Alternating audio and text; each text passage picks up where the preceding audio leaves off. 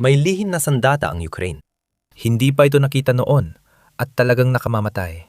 Ang sandatang ito ang nagdudulot ng impyerno para sa Rusya sa Crimea. Dapat kontrolado ni Putin ang peninsula.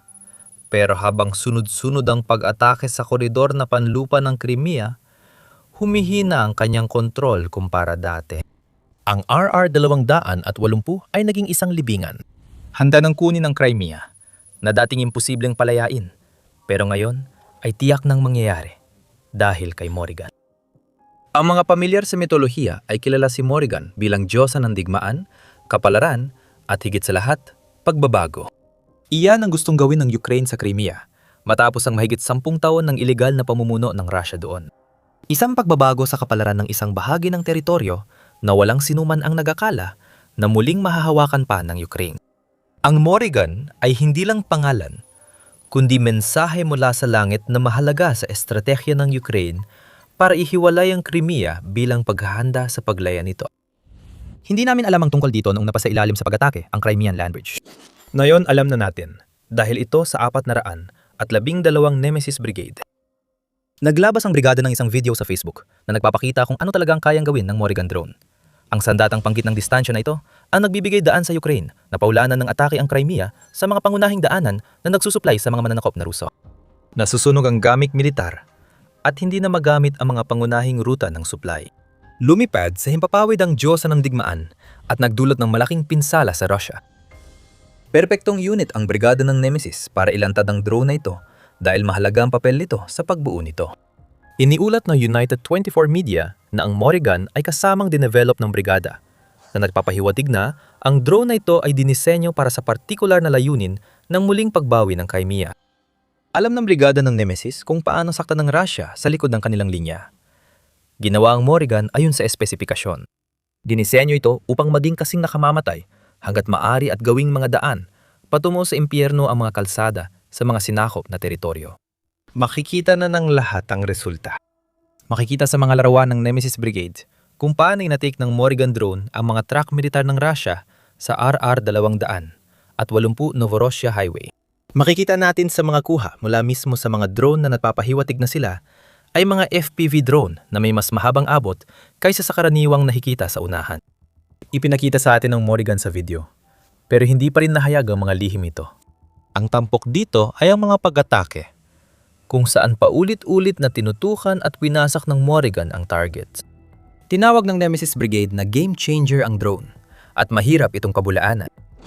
Ang hawak ng Ukraine ay isang drone na sumisira sa isang mahalagang lifeline na inaasahan ng Russia para mapanatili ang kontrol nito sa Crimea. Nanganganib na ang RR-200 at 80 land bridge at halos wala ng silbi. Hinahara ng Ukraine ang logistics ng Russia sa Crimea gamit ang estratehiyang paghiwalay bago palayain. Ang mga nasusunog na bangkay ng mga sasakyang militar na nagkalat ngayon sa RR-280 ay nagpapakita sa atin na ang Morrigan ay kasing bisa ng pagiging simboliko nito. Nakikita na natin ang pagbabago sa Crimea at dahil kay Morrigan, pwedeng lumaganap ito sa ibang bahagi ng Ukraine. Pero bago yon, itanong muna natin, ano nang alam natin sa Morrigan drone na yon? Ilan lang ang sagot dyan. Iyan ang dahilan kung bakit ayaw ng Ukraine magbahagi ng detalye. Baka matutunan ng Russia kung paano gumana ang Morrigan at makagawa ng sarili nilang bersyon o makahanap ng paraan para kontrahin ang drone. Alam nating ang drone ay dinisenyo para sa mahusay na maneuverability, kaya nitong magsagawa ng interdiksyon sa likod ng linya laban sa gamit militar ng Russia sa sinakop na teritoryo. Salamat sa Nemesis Brigade. Nalaman natin na ang drone ay bahagi ng plano ng Ukrainian Ministry of Defense at puwersa ng Ukraine para sa unmanned systems para makagawa ng bagong mid-range na sandata na magpapalawak sa operational depths ng Ukraine. Dagdag pa, ayon sa Nemesis Brigade, wala na silang ibang ilalantad. Ito pa lang ang lahat ng detalye na maaari naming ibahagi ng hindi nalalagay sa panganib ayon sa Brigade. At idinagdag pa nila, ang iba pa ay kailangang manatiling lihim upang ang Ukrainian middle strike ay patuloy na maging epektibo. Ang kakaunti pang impormasyon na maaari nating makuha tungkol sa drone na ito ay kailangan manggaling sa pagsusuri ng video na ibinahagi ng Nemesis Brigade. Malinaw na may FPV na aspeto ang drone. Ipinapakita ng footage na ang mga Morrigan drone ay nagre-record na nga sa harapan nila habang nilalapitan nila ang kanilang mga target. Kaya maaari nating pagpalagay na may mga operator na kasangkot. Di pa tiyak kung may AI at automatikong target sa sistema.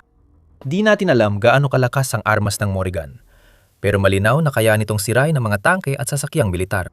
Madalas makita sa footage ng Nemesis Brigade ang malalakas na pagsabog mula sa drone na nagpapakita na ang Morgan ay may higit sa 3 kilo ng karaniwang pampasabog ng FPV drone. Kaya mas malakas tumama ang Morgan kaysa sa mga drone na nagkalat sa unahan. Hindi pa tiyak ang lakas ng dagdag na tama nito.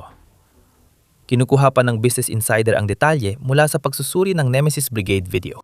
Sabi nila, ang isang maagang kuha ng Morgan habang inihahanda para lumipad ay nagpapahiwatig na malamang nasa 4 hanggang 5 talampakan ang haba nito. Ang drone ay may 2 buntot na palikpik, swept wings, at marahil ang pinakakapansin-pansin, mukhang hindi nito kailangan ng runway para mag-take off. Makikita ang drone ay nilalunsad gamit ang tirador o riles, malaking bentahe ito para sa Ukraine. Ibig sabihin, pwedeng ilunsad ang Morrigan kahit saan. Kaya hindi na kailangang maghanap ng runway ang mga drone operator ng Ukraine na nagbabawas sa panganib ng kontra-atake. Panghuli, may saklaw ito. Hindi natin alam ang eksaktong detalye, pero alam natin na ang R200 at 80 highway na pinupuruhan ng Ukraine gamit ang Morrigan ay 80. 100 kilometro ang layo mula sa front lines, depende sa lugar na tinatamaan, at dumadaan ito mula Rostov-on-Don sa Russia, papuntang Mariupol, Melitopol at Crimea.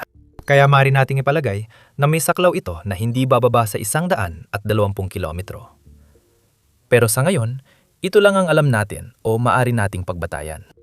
Isang tiyak na bagay, nagsimula ng paghahanap at ang RR-280 ay unti-unting nagiging impyerno mula sa dating mahalagang land bridge ng Russia kung saan winawasak ang mga sasakyang militar. Ano ang epekto nito sa Crimea? Sasagutin natin ang tanong maya-maya. Pero bago yon, paalala lang na nanonood kayo ng military show. Kung may natutunan kayo sa video, huwag kalimutang mag-subscribe para sa iba pa naming pagsusuri sa bagong sandata at estratehiya ng Ukraine. Kaya, Crimea. Malaking problema ngayon si Putin sa peninsula na ilegal niyang inangkin noong 2014. Ang rehiyong dating simbolo ng lakas ng Rusya laban sa Ukraine ay naging hunting ground na para kay Morgan at mga mid-range drone na sumisira sa logistics ng Rusya.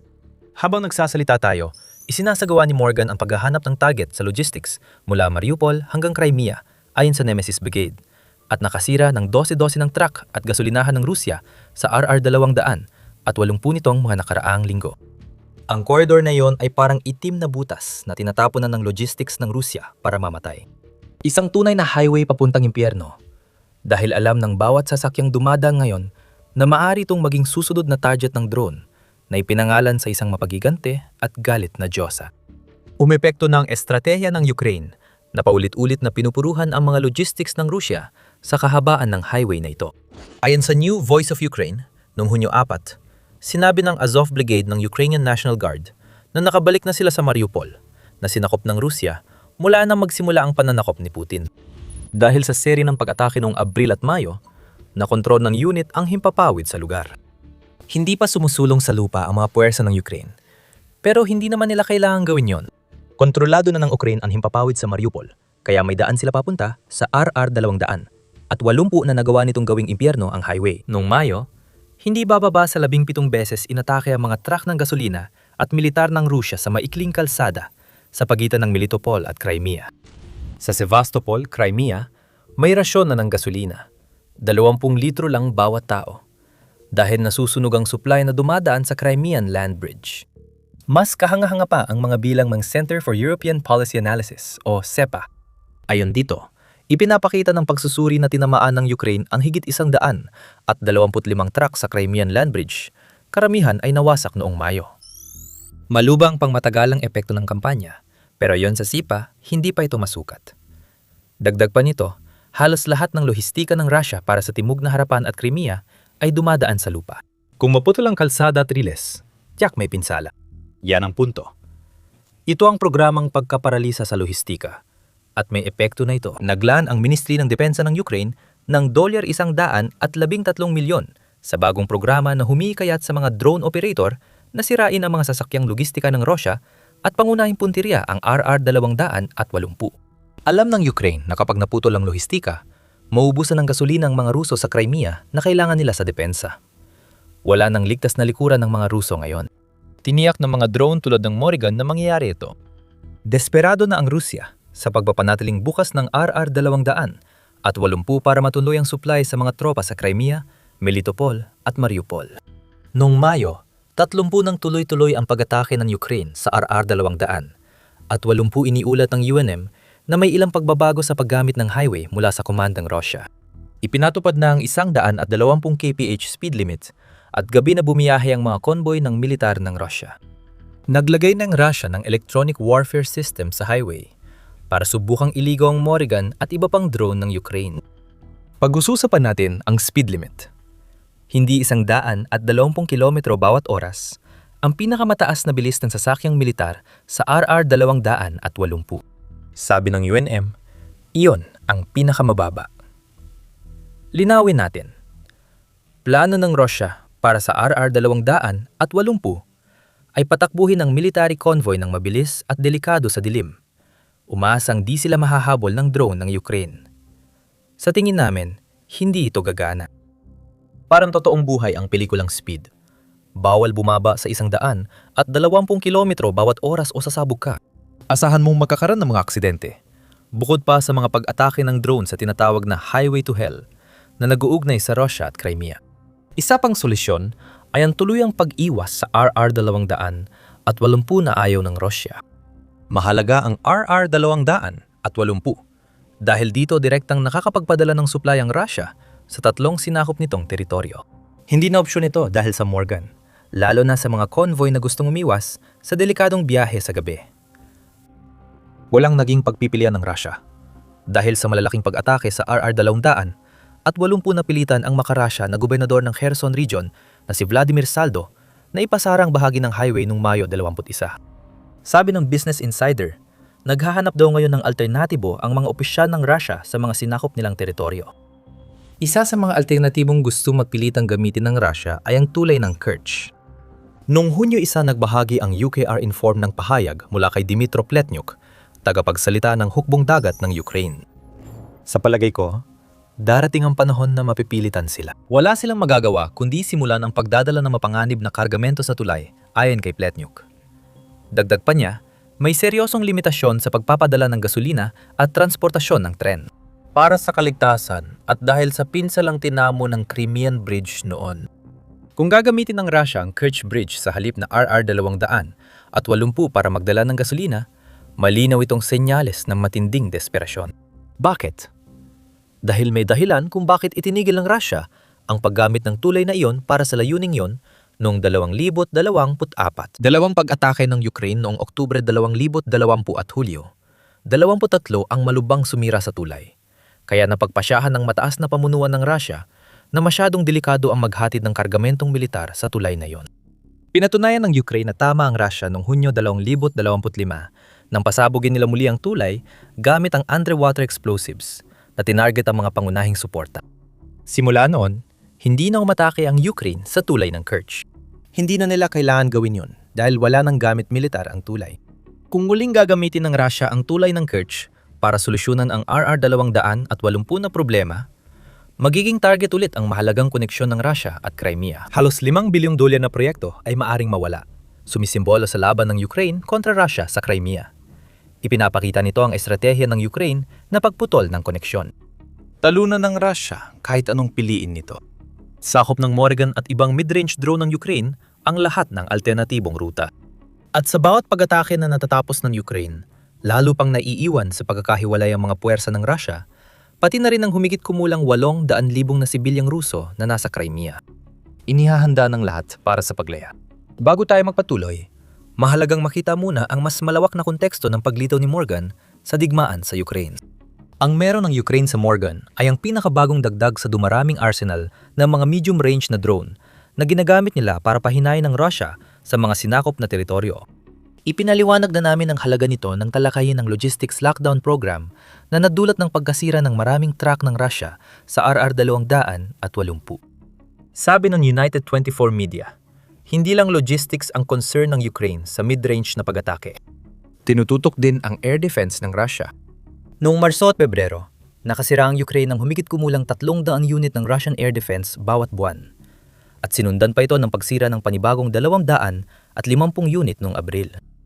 Mahalaga ang mga pag-atake dahil bawat nasirang air defense system ng Russia mula sa mid-range drones ng Ukraine ay kailangang palitan o iwanan na nagpapahina sa depensa nila sa ibang lugar.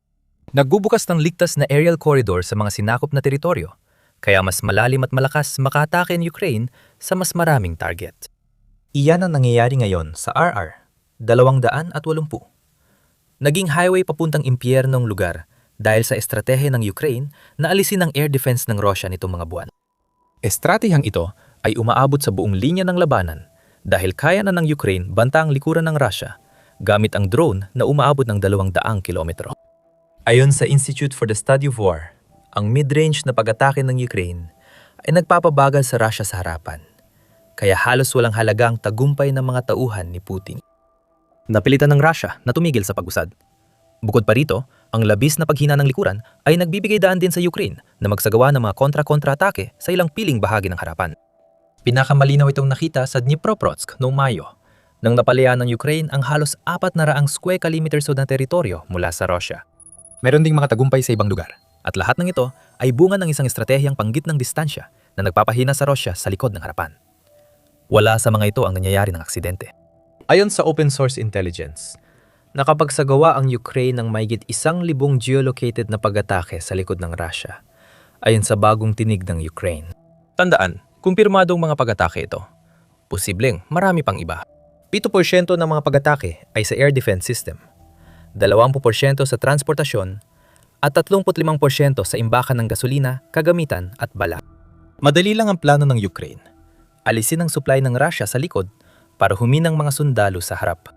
Bumabalik tayo sa Crimea. Layunin ng Ukraine sa pag-atake sa RR 200 at 80 na ihiwalay ang tropang Ruso na napipilitang umatras para mailayo ang sarili mula sa Morgan at iba pang drone ng Ukraine.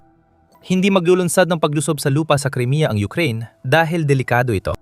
Ginagawa nitong hindi na mahalagang salik sa digmaan ng peninsula.